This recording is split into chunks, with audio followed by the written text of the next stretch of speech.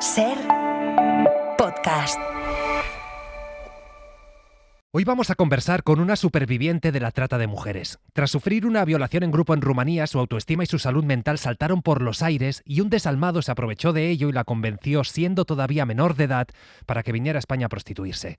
Aquí en numerosos prostíbulos sintió la deshumanización, la humillación en primera persona, hasta que un día dijo basta, escapó y se convirtió en una divulgadora, escritora y activista en contra de la explotación sexual. Amelia Tiganus, ¿qué tal? Buenas noches. Muy bien, feliz de estar aquí. Tú tienes una historia que nos tienes que contar.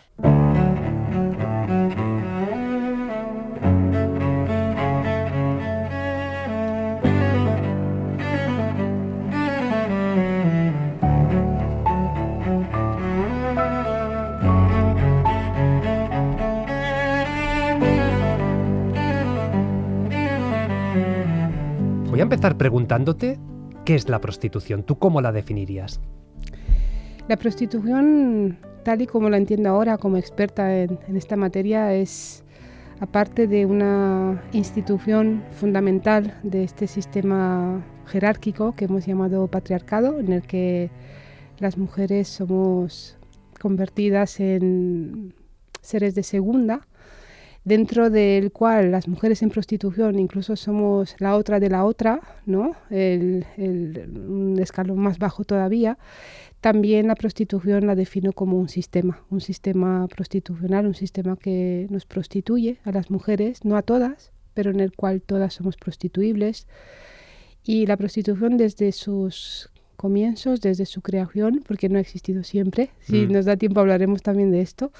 Aquello del oficio más antiguo. Eso, claro, cosas. Lo escuchamos continuamente, no es verdad. Y desde su creación tiene que ver y está muy ligado a la clase social a la que pertenecemos. Entonces, claro, afecta de lleno a las mujeres, las hijas de la clase obrera, de la clase trabajadora, porque son ellas las que están aprendiendo desde chiquitas que el único valor que tienen es el cuerpo. Y ahora con el neoliberalismo atroz, con la digitalización de absolutamente todo, pues se les está vendiendo esta idea y ahí lo estamos viendo, ¿no? De este sistema creo que se está perdiendo siempre de vista a los actores más importantes. Cuando hablamos de prostitución siempre hablamos de mujeres, ¿no? Las que quieren, las que no, a las que se obligan, a las de lujo, Pero es una estrategia también muy provechosa para el sistema, porque efectivamente esos actores importantes son los propios estados que lo permiten por activa o por pasiva, que se benefician incluso con el dinero que mueve la explotación sexual de mujeres y niñas, y sus grandes protegidos son los proxenetas. Y cuando decimos proxenetas, me gustaría que saliéramos de las películas norteamericanas. O sea, cuando digo proxenetas me refiero a señores autóctonos. No son ni rumanos, ni búlgaros, ni ucranianos, ni venezolanos, nigerianos. Los grandes amos de la prostitución en España son autóctonos y son considerados respetables empresarios de la noche, del sexo. Tienen muchos contactos, tienen mucho poder, aparte de dinero, ¿no? Y por debajo de estos están quienes los financian, quienes de su bolsillo sacan esos. Lo último que sabemos, que son siempre pocas investigaciones relacionadas con el dinero que mueve este crimen institucionalizado. Muchas veces lo vemos, esos 5 millones de euros al día que mueve la prostitución. Es una barbaridad. Es una barbaridad. En España, 5 millones. Claro, estamos hablando de España, el mayor consumidor de prostitución de Europa, el tercero en el mundo después de Tailandia y Puerto Rico. Ese dinero sale de los bolsillos de nuestros padres, amigos, hermanos, vecinos, jefes. Son ellos los que sostienen económicamente al sistema prostitucional, y no solo eso. Son ellos los que con sus prácticas degradan, humillan y destrozan la vida de cientos de miles de mujeres que todos los años son introducidas en la prostitución, porque no siempre son las mismas. Claro. Entonces, ese es el sistema prostitucional, eso es la prostitución. Esto lo vamos a ir desarrollando más adelante, pero me gustaría empezar por tu historia. Tú naces en Rumanía, precisamente en una familia de clase obrera. Sí. ¿Cómo eras de niña? Bueno, mira, estos datos biográficos son importantes. Cuando doy charlas en institutos empiezo por eso y les digo, mirad, lo que os están diciendo últimamente, eso de que si tú te esfuerzas mucho, mucho, mucho, todo aquello que tú te puedas proponer y desear lo puedes conseguir, no es verdad. Y les pregunto, mayoritariamente son institutos públicos, ¿no? Les digo, ¿creéis que los que están en institutos privados de las élites y tal, creéis realmente que tenéis las mismas posibilidades de alcanzar los logros de esos chavales que tienen vuestra misma edad? Y ahí lo ven, ¿no? Les digo, el origen es muy importante. Entonces, ir a la raíz es muy importante porque yo nací en Rumanía, en el seno de una familia de clase obrera. En los últimos años de la Guerra Fría, o sea, todos estos datos son relevantes. Todo esto nos está dando muchas pistas, ¿no? De niña, pues era como una pequeña filósofa. ¿Ah, y sí? eso, sí, eso en la clase obrera no se recibe muy bien, porque nuestra madre y nuestro padre nos preparan para poner en riesgo nuestra vida en la fábrica. No hay mucho margen de ¿y por qué esto y no lo otro? Ya. ¿No?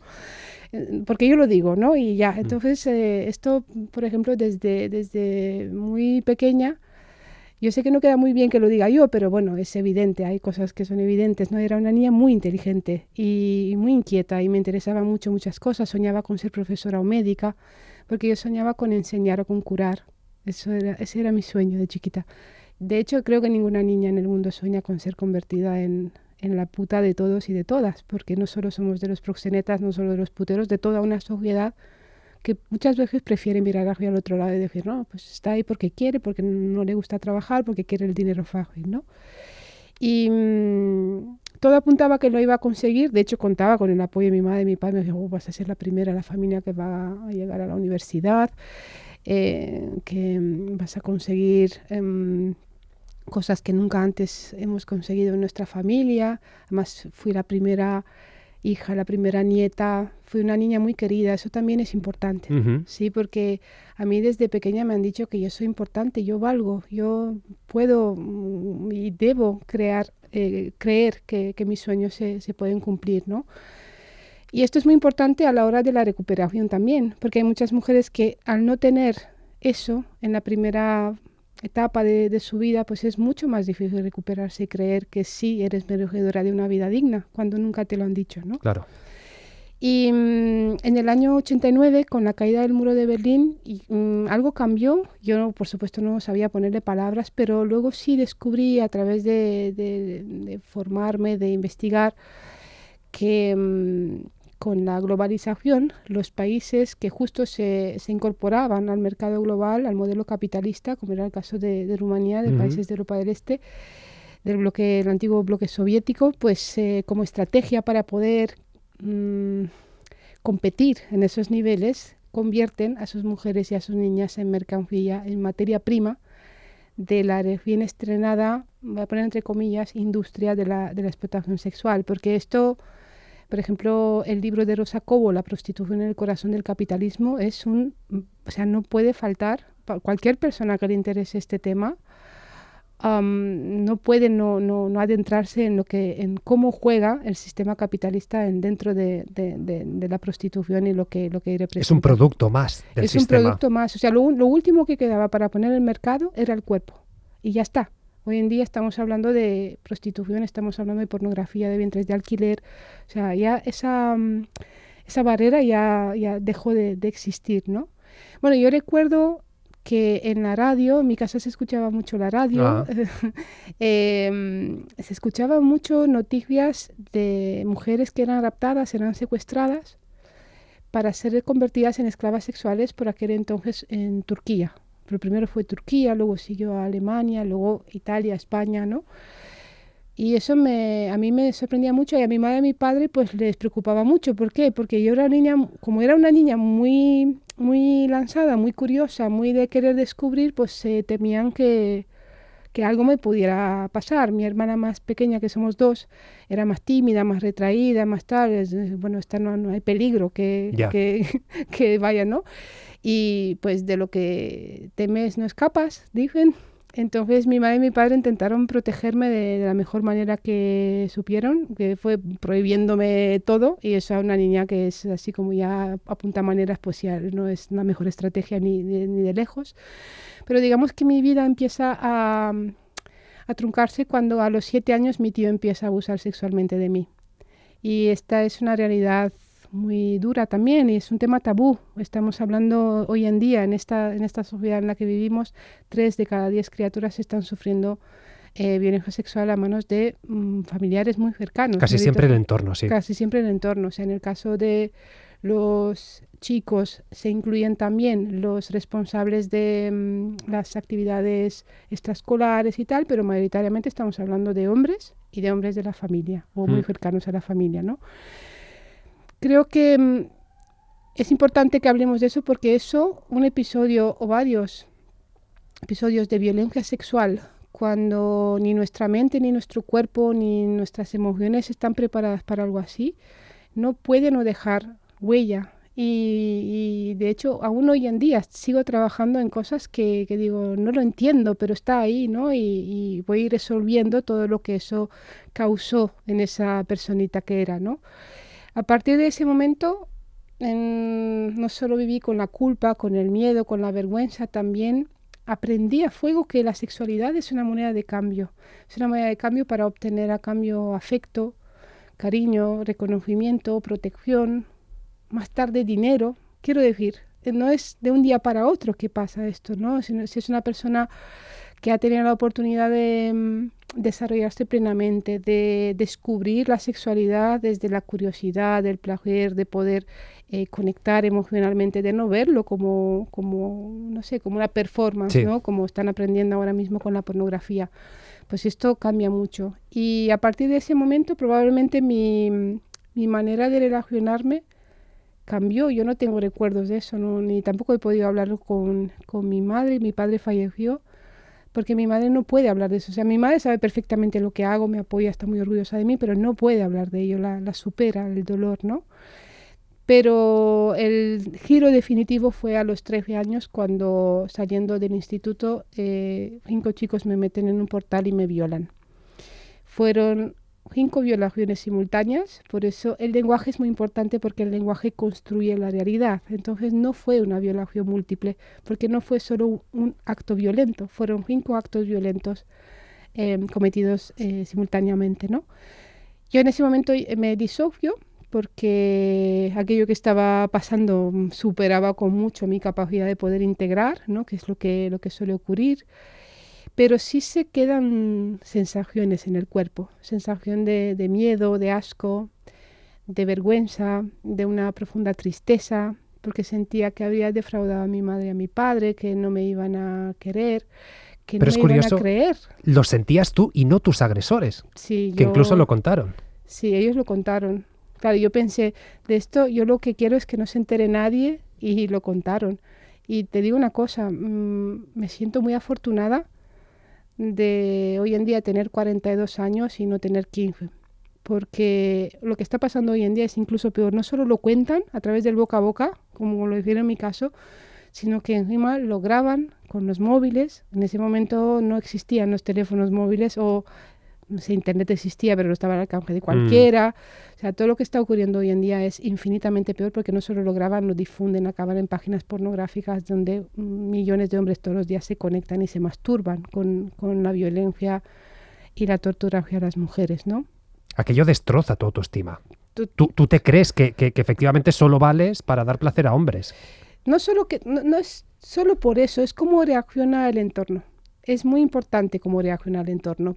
Y yo esto hago mucho hincapié, porque si no, es como, bueno, esto pasa y no tenemos control porque los violadores son así. Entonces, a mi alrededor, en ese momento, yo no me encontré con personas adultas que supieran ver indicadores de que algo grave me estaba pasando, porque mi carácter cambió inmediatamente. De ser una niña cariñosa, estudiosa, tranquila, me convertí en una niña violenta, agresiva. Me escapaba de casa, me escapaba del colegio, me peleaba con todo el mundo. No sabía cómo gestionar todo ese dolor que llevaba dentro, ¿no? Eran gritos de socorro realmente. Nadie te preguntó, nadie te dijo, ¿estás bien? ¿Te ha pasado algo? Pero es que tampoco yo podía explicarlo, porque eso, o sea, cuando más amor necesitamos es cuando más rechazo causamos con nuestra conducta. Y eso es importante tenerlo en cuenta más en la adolescencia, que es una etapa donde justo estamos activando muchas cosas, las emociones nos desbordan, estamos aprendiendo a regularnos emocionalmente, o sea, todo nos viene grande de por sí. Ya si le añades una cosa así, yo creo que por eso es tan importante que las personas adultas tengan formación y sepan manejar este tipo. Porque, fíjate, tú me has dicho, y nadie te preguntó, pero aunque me preguntaran, yo no sabía qué decirles, porque yo no podía explicar eso, no hay palabras. Dentro del trauma, ese es el trauma, cuando no hay palabras, porque lo que ha pasado supera la capacidad de poder integrarlo, ¿no? También, a partir de ese momento, también, en la línea de lo que decías, también desarrolló indefensión aprendida, que es aprender a no defenderse, porque cada vez que intentas defenderte las consecuencias son peores y el resultado es el mismo. Porque a partir de ese momento y con el estigma de la puta que me habían puesto, todos los hombres que se acercaban a mí, todos, tenían la única intención, que era utilizarme sexualmente. Y eso es porque se socializa a los hombres para erotizar la vulnerabilidad, para que la vean como una oportunidad. Y esto es muy triste, es muy duro. Es tristísimo. Es muy triste, sí. Porque yo veo a un chico en la calle en condiciones deplorables y yo no erotizo eso. O sea, lo que a mí me sale es cuidar, asegurarme de que está a salvo. O sea, ni se me pasa por la cabeza. Pero al revés sí. Y creo que esto está causando unos problemas enormes de conducta y que está destrozando, por supuesto, la vida de las mujeres, pero también de los propios hombres. O sea, que son incapaces de erotizar la ternura, la conexión, el placer mismamente, más allá de la excitación como dominación y violencia, ¿no? Pero bueno. Hay alguien que sí detecta esa vulnerabilidad tuya. Eras menor, tenías 17 años, se te acerca un hombre y te ofrece una vida maravillosa, una salida en España, prostituyéndote. Me ha gustado cómo lo has explicado. ¿Cómo consigues psicológicamente hacerte creer que efectivamente es una buena salida aquello que va a ser algo positivo para ti? Sí, es que lo has explicado también. Hubo alguien que sí supo ver esa vulnerabilidad y aprovecharla a un nivel más alto. Mira, cuando yo cuento que a mí me captaron con 17 años, me vendieron por 300 euros a un proxeneta español y me trajeron aquí, la gente mayoritariamente se imagina una furgoneta blanca, un secuestro, un capuchas, yo qué sé, de lo que hemos visto. Y no es así. Ya no hace falta que sea así. Al principio de los años 2000 ya empiezan a refinar las técnicas de captación, porque se dieron cuenta de que si las propias víctimas no son conscientes de que son víctimas, pues no van a pedir ayuda, no se van a escapar, porque va a ser todo mucho más sutil, ¿no? Entonces, si no se tiene en cuenta la situación en la que yo estaba en ese momento, después de tantos años de muchísima violencia, de haber abandonado los estudios porque no podía concentrarme, no podía tal, sufría bullying, o sea, fue horrible. Viene una persona y de repente te juega con tus anhelos, juega con tus sueños y tú dices, vale, igual no es verdad, pero ¿y si es verdad? ¿No? Esto es algo que no se entiende desde la comunidad de nuestro sofá, de nuestra casa. Decimos, yo no haría nunca eso, no. Nunca, o sea, hay algo en el ser humano que es el impulso de salir adelante, de sacar la vida, de conseguir una vida mejor. Si no, no se explica, por ejemplo, cómo hay gente que emprende un viaje a pie, cruzando el desierto, subiéndose a una patera, poniendo en riesgo su vida, la vida de sus seres queridos. O sea, no se explica eso si no es desde ahí, ¿no?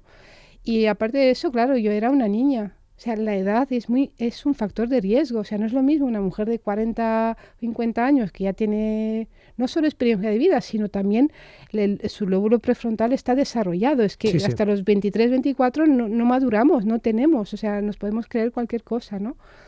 Y así me presentaron al proxeneta español. O sea, esa venta fue como un trato, ¿no? Te presento a este señor, él te va a ayudar. El discurso siempre era así, ¿no? Él te va a ayudar a cumplir tu sueño. Un acto de generosidad hacia ti. Efectivamente, sí. Como es tu sueño, tú estás de acuerdo y tal. Claro, yo desconocía, primero, no era capaz de identificar la situación de vulnerabilidad en la que yo vivía, porque no tenían con qué compararla.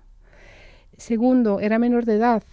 O sea, ya que con eso es suficiente, ¿no? Pero para la gente parece ser que no es suficiente porque sigue existiendo esa doble moral en plan, pero tú sabías que venías a la prostitución. A ti no te engañaron. No te engañaron, tú lo sabías. Y digo, sí me engañaron. Sí me engañaron porque me dijeron que en un par de años iba a poder solucionar mi vida, comprar una casa, un coche, volver a estudiar, crear una familia, que era lo que yo quería.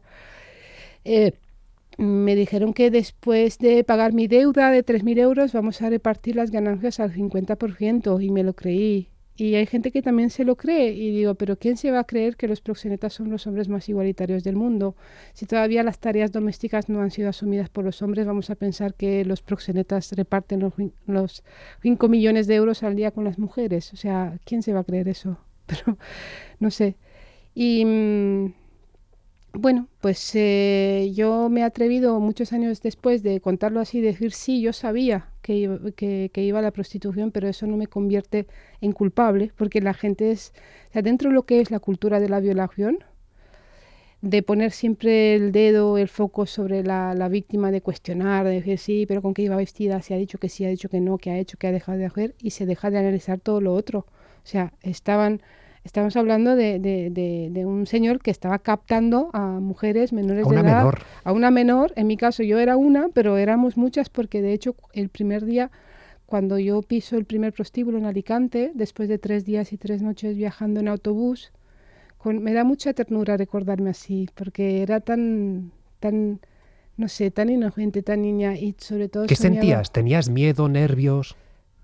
Yo lo que recuerdo es que mis pensamientos iban 2 años por delante. Quiero decir, me imaginaba el momento de salir de eso, me imaginaba mi vida Entrabas futura. imaginando cómo salías. Eso, sí. Y o sea, desconociendo totalmente el infierno que iba a vivir, por mucho infierno que habría vivido antes, ¿no? Bueno, pues te estamos hablando de los que captan, de los que compran mujeres, de los que los explotan, o sea, todos estos temas deberían estar sobre la mesa, ¿no? Y me llamó la atención, por ejemplo, cuando yo piso el primer puticlub, de los 40 por los que pasé en estos 5 años, que había muchas chicas de mi ciudad, a las que yo apenas recordaba, porque a mí, claro, como me habían excluido, me hacían sentir como la única, la soledad y todo eso, pero ese proxeneta abastecía su prostíbulo con mujeres de mi ciudad. Y a veces pienso, ¿cómo se puede creer la gente que hay tantas mujeres encantadas de levantarse un día y decir, oye, mira, pues no quiero fregar escaleras, que siempre ponen el ejemplo de las escaleras, ¿no? No quiero fregar escaleras, quiero ser puta. Es que no hay tantas mujeres, si es que la hay, y ahora vamos a pensar un poquito en esto también, ¿no? Pero por supuesto que para llenar y para nutrir esta macroindustria hace falta quebrar a las niñas. O sea, de hecho yo lo hago por eso, para que ninguna niña que sueña con ser profesora, médica, peluquera, astronauta, me da igual qué, sea convertida en una cosa para luego ser rescatada y metida en el mercado de la explotación sexual, convirtiendo eso además en una historia de éxito. Uh-huh. Tú hablas, de hecho, de esos prostíbulos como campos de concentración. Sí, no soy la única superviviente que habla de los prostíbulos, de los espacios prostitucionales como campos de concentración exclusivos para mujeres empobrecidas, en este caso. Estamos hablando de 1.700 prostíbulos, últimamente se está moviendo a los pisos, la prostitución, pero es una experiencia concentracionaria realmente. ¿Cómo es ese día a día? Mira, pues yo creo que lo importante de todo esto es ponerse en el contexto y entender que durante las 24 horas del día tú tienes que ser aquello que el otro quiere que seas. Vas a tener otro nombre, vas a vestir como otro quiere, porque eso que dicen, no, las putas visten porque yo soy puta porque me he visto como me da la gana. Digo, es totalmente lo contrario, ¿no? Es porque nos vestimos como ellos nos quieren comprar. Comemos cuando nos dejan y lo que nos dejan, dormimos cuando nos dejan, hacinadas muchas veces en esos mismos espacios. ¿Cuántas compañeras podíais dormir juntas, por ejemplo? Por ejemplo, ese es el modelo de negocio del puticlub, exactamente, porque funcionan como hoteles que tienen, no sé, imagínate que tienen 40 habitaciones con capacidad para 80 personas, ¿no? Pues los proxenetas lo que hacen es triplicar o cuatriplicar ese número, porque así al final de la noche a todas les van a cobrar esa habitación en la que dormimos hacinadas. Entonces, en una habitación de 2, pero no te imagines una gran habitación. No era el Rich, digamos. No. De 2, pues tranquilamente 3 o 4, sí, con la que llega la última en el colchón. O sea, es una experiencia concentracionaria y igual y más fácil de identificar desde...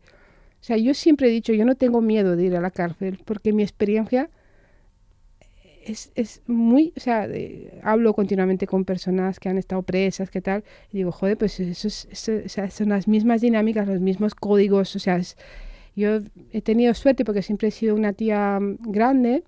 Bueno, pesaba igual 20 kilos menos, pero siempre he sido alta, con mucha presencia. Entonces eso me mantenía a salvo de las dinámicas dentro de lo que somos las mujeres como esclavas, ¿no? Porque ahí se genera mucha violencia entre también. Vosotras, Entre nosotras, porque los proxenetas utilizan mecanismos, o sea, feroces para alimentar la rivalidad, la violencia, la inseguridad entre nosotras, yo qué sé, sí, eso es... De ella está facturando más que tú. Claro, mira cómo qué espabilada es y tal. Pues tú imagínate, me has preguntado cómo es esto, imagínate durante las 24 horas del día así, viviendo con miedo, continuamente, miedo a contraer enfermedades de transmisión sexual, porque los puteros se quitan los preservativos, no somos nosotras, porque lo dicen, no son ellas las que tienen enfermedades, perdón, o sea, ninguna mujer en esa situación se va a exponer y que, o sea, pudiendo protegerse, no lo va a hacer. Claro. O sea, es que es de sentido común, ¿no? Tener miedo a que te asesinen, a que te violen, más allá de lo que supone la agresión sexual de aceptar a cambio de dinero, pues que te penetren, te utilicen, te manoseen, te babeen. Que mientras duermes la compañera de habitación pues te acuchille, que estando comiendo pues te tiren, yo qué sé, cosas a la cabeza. Que, o sea, eso no puede no enfermarte. Y en un contexto de mucho alcohol y mucha droga también. Mucho alcohol y mucha droga, porque claro, una cosa que suelo hacer esta pregunta, ¿no? ¿Cuánto tiempo podrías tú vivir en un contexto así? Y me dicen que dices, 5 minutos. Y sí, pero ¿cómo? A través de la disociación otra vez. Entonces los proxenetas saben y son los que nos introducen al consumo de alcohol y otras drogas, principalmente cocaína, que ellos mismos abastecen y nos introducen a eso, porque, claro, si nos tienen de esa manera... De hecho, es el gran problema, y me duele reconocer el tema de las drogas, es el gran problema. Siempre lo ha sido, no es la primera vez que se utiliza la droga para sofocar a los, no sé, a los revolucionarios y las revolucionarias, pero lo que estoy viendo ahora mismo es, digo, esto sigue pasando lo mismo, ¿no? Como la desesperación, no voy a entrar mucho en este tema, pero creo que deberíamos reflexionar sobre eso, ¿no? Sobre cómo nos desactivan a través de la droga, ¿no? Pues los proxenetas, por supuesto, que lo hacen. ¿Qué sentías hacia esos puteros y qué sientes ahora cuando piensas en ellos?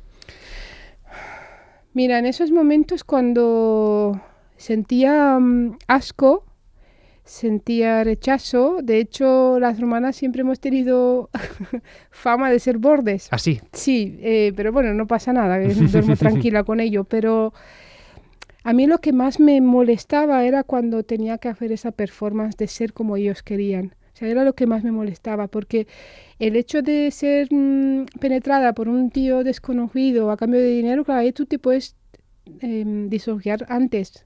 Bueno, eres cuerpo y tu mente está en otra parte. Y que es malísimo para la salud y todo, pero es mucho más fácil. Pero cuando tú tienes que entrar en un personaje y vivir desde ahí y servir en bandeja una historia de admiración, de amor, porque hay gente que me dice, no todos los puteros son malos, hay algunos buenos. Digo, mira, vamos a ver, explícame cuáles son esos buenos, ¿no?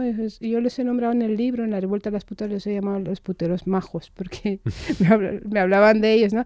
No, los que se sienten solos, quieren hablar y tal. Pero digo, hay psicólogos, ¿eh? Pero, claro que los hay, pero claro, cuando tú vas a una profesional, un profesional de la salud, para mejorar, o sea, tú vas a pedir ayuda y esa persona te va a indicar, pero en la prostitución pues no va de eso, todo lo contrario. De hecho, tienen la jeta de decir que las prostitutas hacemos de psicólogas. Pues mujeres que habéis estudiado psicología, lo siento, o sea, no sé qué habéis hecho perdiendo el tiempo ahí no hacía falta para este viaje. Sí, es ridículo, ¿no? El tema de qué sentía hacia ellos, pues a mí me causaba muchísima rabia, muchísimo asco, muchísima violencia, pero tenía que poner esa finta y decirle a cada uno lo que quería. Pues al putero majo tenía que hacer el papel de mujer que admira a ese hombre y que en la novia amorosa y tal. O sea, claro, ellos compran una performance también. Luego están los puteros machos, los he llamado, que nutren su ego y su masculinidad a través de la cantidad de mujeres que penetran y de los orgasmos que supuestamente tienen las mujeres. Eso es muy interesante también. Y se crean la idea de que fuera de la prostitución las mujeres que no son putas son unas frígidas porque ni siquiera son capaces de captar el buen amante que es él, ¿no? Y llega a la prostitución y entonces sí, la prostituta ahí pues son orgasmos y más orgasmos y se engañan, se autoengañan con eso, ¿no? Y luego están los puteros sádicos, que para mí es lo más difícil de describir y sobre todo me gusta siempre decir que desarrollamos estrategias para intentar evitar a ese tipo de putero. Al sádico. Sí, porque la mayoría de las veces cuando tenemos la oportunidad de ver una mujer en prostitución, la vamos a ver en una actitud desafiante, con el pecho para adelante, como con mucho orgullo, mucho tomar tierra, decir yo estoy aquí, o sea, eso es un mecanismo de supervivencia, eso es protegerse de los sádicos también, porque claro, nada que te vean chiquitas, no hace falta mucho, o sea, el lenguaje corporal, al final los depredadores además todo el mundo lo captamos en lenguaje corporal, pero los depredadores más todavía, ¿no? Entonces a un hombre que ve a una mujer así no va a perder interés, va a ir a por otra, que vea una mirada más de miedo, los hombros más para abajo, más tal. Entonces eso nos pasa al principio. O sea, de hecho, cuando más demanda tenemos es cuando más nuevas somos. Por eso... Cuando se huele el miedo. Sí, se huele el miedo, la inseguridad, la inexperiencia. De hecho, si esto fuera un trabajo, es el único trabajo donde la experiencia no es un grado. porque cuando más demanda hay... Entonces, lo que siento ahora,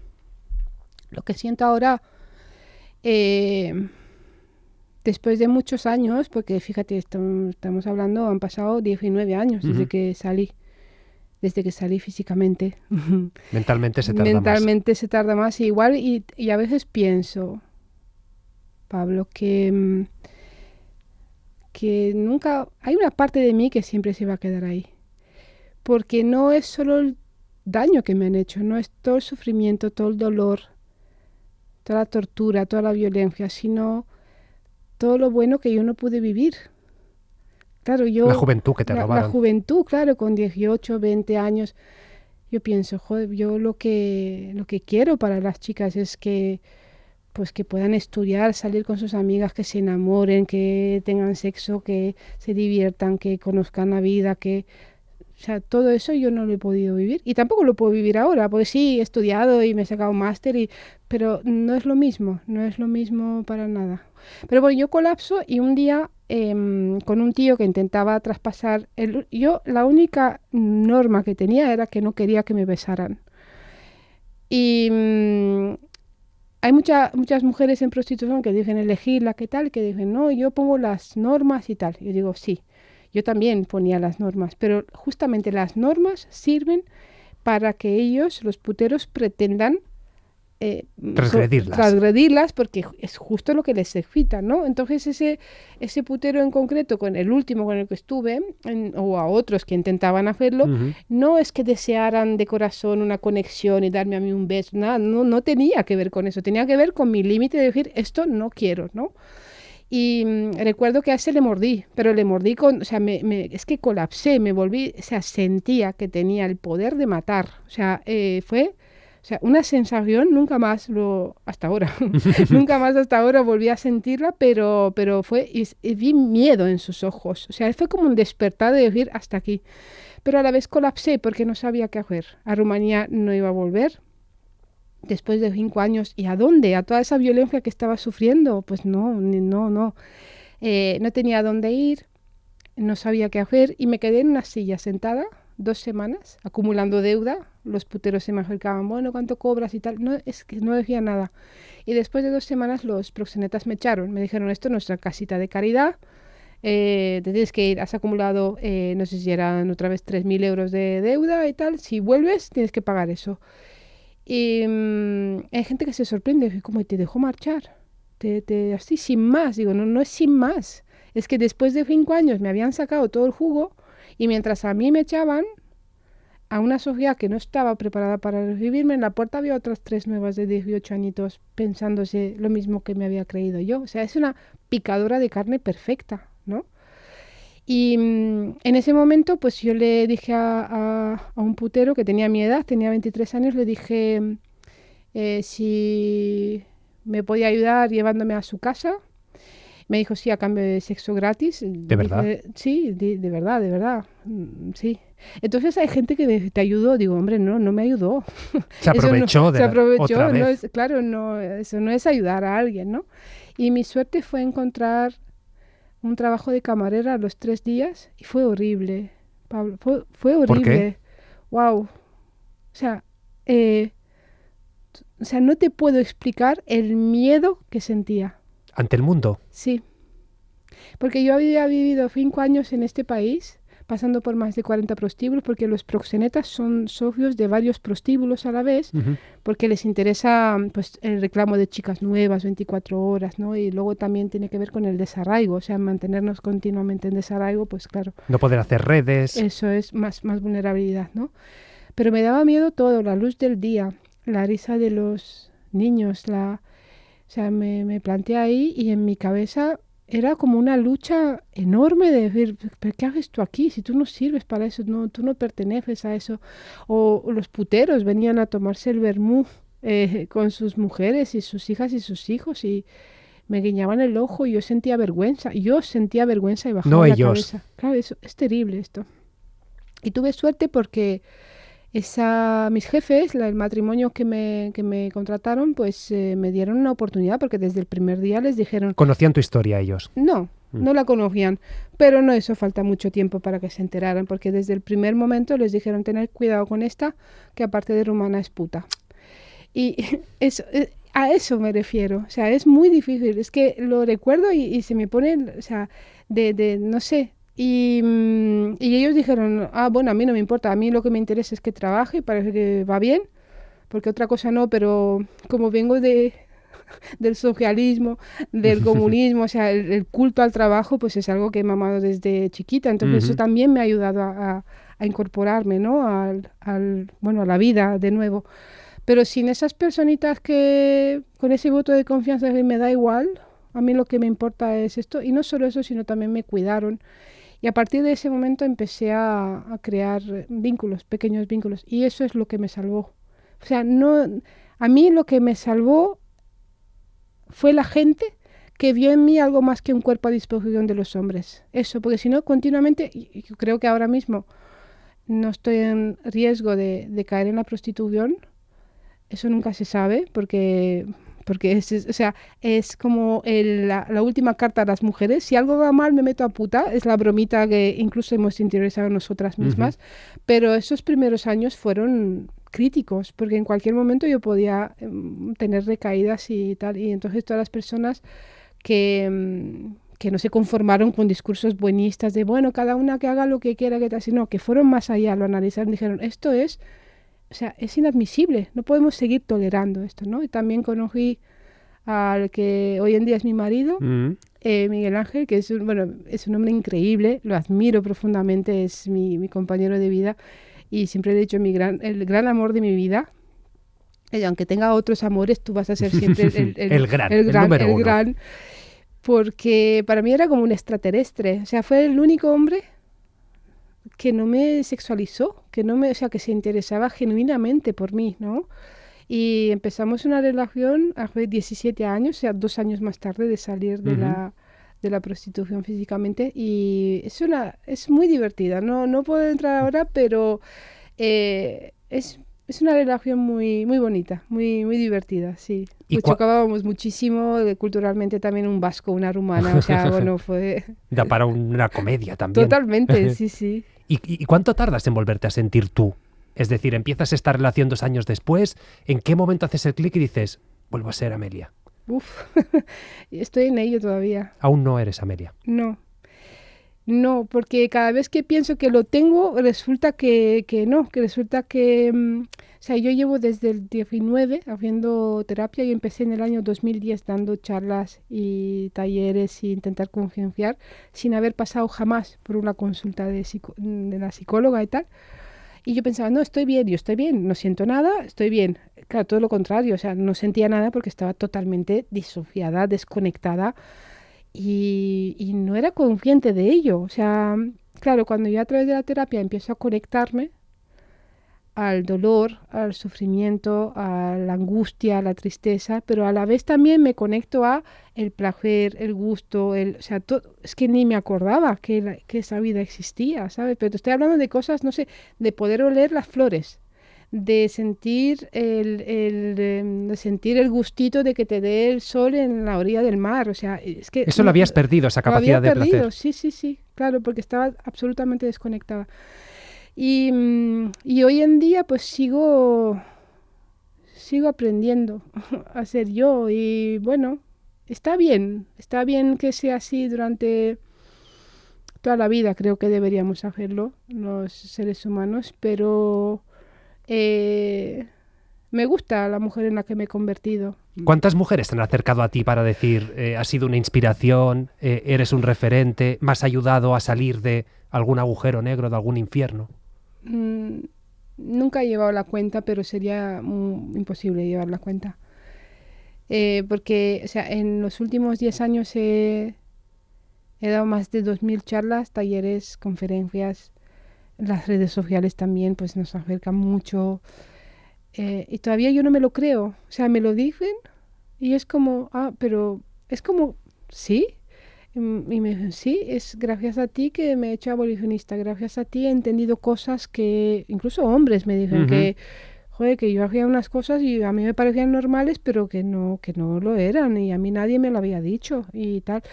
No sé, es muy gratificante, pero también me cuesta mucho aceptarlo. O sea, es parte de mi terapia también aceptar lo bueno y recibirlo, ¿no? Pero... sí, es lo que le da sentido también a todo esto para mí, si no ¿de qué serviría, no? Para acabar con la prostitución, ¿es más importante legislar o la educación? Yo creo que es importante que ambas cosas vayan de la mano. ¿Por qué? Porque la ley educa también. Y para mí, abolir la prostitución significa deslegitimar la prostitución, ¿sí? Abolir no es sinónimo de erradicar. Abolir es el camino a través del cual se llega al fin, que sí sería erradicar la prostitución. Pero fijarlo como objetivo. Como objetivo, y sabemos que los cambios, pues mira, tenemos una ley integral de violencia de género desde el 2004, estamos en 2026, sigue habiendo violencia de género y tal, pero es el objetivo y es una ley mejorable, hay que dotarla de presupuestos, implementarla, Pero la ley educa, o sea, los discursos que escuchamos hoy en día sobre la violencia en el marco de la pareja no es lo que escuchábamos a principios de los años 2000, que hace poco vi un vídeo de cómo se hablaba. Nada que ver. Incluso en televisión, sí. Todo, es que lo cambia todo. Entonces, una ley es una herramienta imprescindible que legitime algo que estamos o sea, en este podcast, en esta entrevista, claramente estamos aboliendo la prostitución porque la estamos deslegitimando. Pero si no hay una ley, si no hay un instrumento que así lo defienda, pues no vamos a ninguna parte. Y luego tampoco es, o sea, no podemos perder de vista que una ley no cambia las cosas. Claro. No es eso. O sea, tienen que ser ambas cosas a la vez, ¿no? La formación, la educación, la sensibilización para que esa ley se implemente, se dote de presupuesto. Hace menos de un mes estuve en París, en la Asamblea Nacional de Francia. Me invitaron a representación de España con el motivo de del 10º aniversario de la aprobación de la legislación abolicionista en Francia. Y ahí analizaron todo. Claro, por supuesto, sigue habiendo prostitución, hay muchos problemas para implementar, para tal, pero ese es el camino. Los chicos jóvenes en ese país ya son educados con el mensaje de pagar por penetrar a una mujer. No está bien.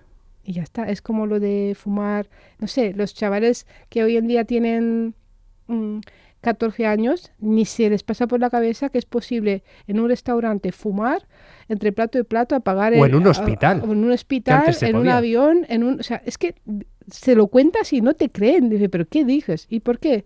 Pues porque se legisló y se dijo, no, esto afecta, más allá de tu libertad individual como fumador, fumadora, afecta la salud de otras personas. Y en la prostitución, o sea, si no me creéis a mí, hay muchos estudios, en la prostitución se daña profundamente la salud integral de las mujeres. Entonces, cuando dicen se gana mucho dinero, no se gana, es que se explota, porque si tú tienes que reparar a cada mujer que la prostitución ha destruido, te aseguro que eso es una, no sé, a la quiebra nos vamos. ¿Qué le dices a quienes, también desde el feminismo, consideran que tu posición es retrógrada, es mojigata, es paternalista hacia las mujeres? Sí. ¿Qué les dices? Claro, también me han llamado eso. Y también me han llamado neomonja. Neomonja. Sí, pero a mí me Fíjate. hace gracia porque digo, bueno, está bien, yo de puta neomonja voy, Bueno. voy ganando mis puntos. Títulos, ya está. Sí, bueno, yo creo que en ámbitos progresistas, por supuesto las feministas lo somos, este tipo de comentarios sobran, porque creo que tenemos la capacidad y el bagaje intelectual suficiente como para realmente debatir y que sean debates honestos, poner sobre la mesa todo y decir, yo no entraría en este tipo de cosas, ¿no? O sea, ¿en base a qué soy moralista? Hablemos de verdad. O sea, si lo que estamos planteando las abolicionistas es lo más transgresor que puede existir, que las mujeres gocemos de nuestra libertad sexual, de construir una sexualidad al margen de lo que se espera del sistema capitalista y patriarcal, ¿no? De tener la libertad de disfrutar. O sea, la libertad sexual para mí no es acostarte con todos. La libertad sexual para mí es poder decir que no en cualquier momento y Claro. que ese no sea el fin o sea, que no sea el inicio. Debería ser un básico, claro. Sí, entonces eso, por ejemplo, cuando les digo a las chicas, ¿no? En los institutos, ¿creéis que tenéis libertad sexual? Todas dicen, sí, tenemos, porque hago lo que me da la gana con mi cuerpo. Digo, si justo lo que haces con tu cuerpo es lo que le va muy bien al sistema, pues igual y no es lo que te da la gana y tampoco es tan libre, ¿no? Pero creo que las feministas que defienden la prostitución como un trabajo no lo hacen desde la maldad y tampoco creo que lo hagan desde no sé, desde la falta de conocimiento. Pero De hecho, hay prostitutas que lo defienden. Sí, pero bueno, para mí es más entendible que una prostituta defienda eso, porque está defendiendo su pan. Y claro, yo no estoy defendiendo mi pan ahora mismo, estoy defendiendo los derechos humanos de las mujeres y las niñas, ¿no? Pero eso lo puedo entender porque dices, mira, vale, hasta aquí lo puedo entender, ¿sí? Que haya personas pobres que digan, no, yo quiero vender mi riñón porque esto me va a permitir a mí que mi hijo vaya a estudiar a Stanford, ¿vale? Y le vamos a decir, no, porque no vas a poder hacerlo, por mucho que te pueda beneficiar a nivel personal, esto va a alimentar un sistema desigual donde las personas pobres van a tener que vender sus riñones para las personas ricas. Es que para ser libre tienes que tener unos mínimos cubiertos. Efectivamente, ¿no? Pero con las feministas a favor de la prostitución, como un trabajo sexual, creo que se quieren distanciar de eso que nos acusan a las abolicionistas, ¿no? De la figura moralista, ¿no? Ay, es que yo soy moderna, soy transgresora. Bueno, yo creo que si tenemos una conversación honesta, de verdad, podríamos tener muchos puntos en común. Lo que sí creo que hace falta es debatir sobre unas bases. O sea, no puede ser, no, pero ellas quieren y entonces si ella quiere, ella no quiere. Y las de lujo. os voy a decir una cosa, las prostitutas de lujo sufren las mismas consecuencias a nivel de salud que cualquier otra mujer en la prostitución, porque la cantidad de dinero que recibes a cambio no cambia el impacto que eso tiene en ti. Y además, si hablamos de prostitución de lujo, tenemos que hablar de proxenetismo de lujo, tenemos que hablar de puteros de lujo. ¿Por qué existen las prostitutas de lujo? Existen porque hay hombres que quieren un producto exclusivo, que dentro de la masculinidad se entiende que es más hombre el hombre que tiene un coche con más potencia, más dinero en la cuenta bancaria. Entonces ese hombre no va a querer consumir el mismo producto que consume el obrero de la fábrica, Claro. quiere un producto exclusivo.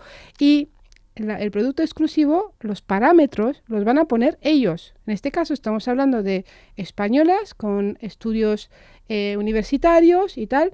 O sea, es esclava igual, simplemente que quien la compra pues quiere un producto diseñado para seguir reforzando su masculinidad, ¿no? Antes ha salido OnlyFans y la pornografía. También son formas de prostitución, de sumisión, de humillación. Mira, la pornografía, su propio nombre lo indica. Porne, en la antigua Grecia, era una clase de prostitutas de media-baja escala, ¿no? Es lo que viene a ser las rumanas en la prostitución. Y grafía, pues es la descripción gráfica, o sea, es que no hay mucho misterio, o sea, es la descripción gráfica de aquello que hace una prostituta. La pornografía es prostitución grabada. Punto.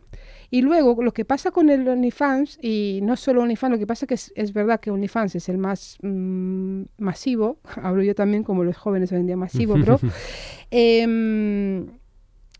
están mezclando estas dos realidades, ¿sí? La prostitución y la pornografía, que es prostitución grabada, pero están refinando los métodos de captación porque lo están vendiendo como emprendimiento digital.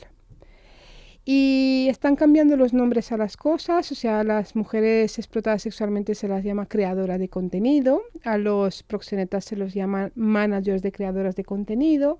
O sea, es como otra realidad. Y tú puedes estar en tu casa pensando, oh no, a mi hija nunca le va a pasar esto porque yo le he dado una educación y tiene de todo, no le falta de nada, pero esa es la perversión del sistema, que a nuestras niñas les hemos dado de todo, no están pasando hambre, pero se las educa desde bien chiquitas que su único valor es el grado de excitación que despiertan los hombres. Entonces puede salir por la puerta diciéndonos que va a hacer deberes con su compañera y esté yendo a un piso o a un hotel de un hombre que simplemente ha llegado y ha dicho quiero a 3 kilómetros a la rotonda una de 1,65 m, 52 kilos y rubia, de pelo largo. ¿Qué sientes? Porque me está recordando esto a conversaciones de Ábalos que se están publicando. ¿Qué Sí. sientes cuando ves un exministro de un partido teóricamente asqueroso, feminista? Es asqueroso. Mira, Dios mío, es que me produce tanto rechazo. Y lo que más me enfada es que a la gente le preocupe que eso, o sea, que lo único que le preocupe sea que ha sido con dinero público. Es que va más allá. Por supuesto que es gravísimo que haya sido con dinero público, pero gravísimo. Pero no puede ser ese el único feo que le podemos señalar. O sea, bueno, ya has dicho, el único partido feminista. Yo creo que... No, el único, que se define. Es que define como feminista y tal. Yo creo que las instituciones y los partidos políticos no pueden ser feministas. Que dentro hay feministas, por supuesto que sí. Que se pueden sacar adelante políticas públicas feministas, por supuesto que sí. De hecho, en España somos vanguardia a nivel de legislación feminista, ¿no? Pero luego en la cúpula pues están los señores del tipo que, o sea, y es algo no solo del PSOE. O sea, es que además la prostitución es ese lugar donde los hombres se dan la mano y dejan de lado absolutamente todo lo que les diferencia. Todo. O sea, ideología política, clase social, todo, absolutamente todo. Edad, ahí lo que tienen en común es que piensan que las mujeres somos entretenimiento y existimos para hacerles la vida más bonita.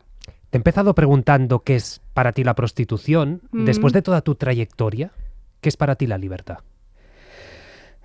Mira, para mí la libertad tiene que ir después de la igualdad.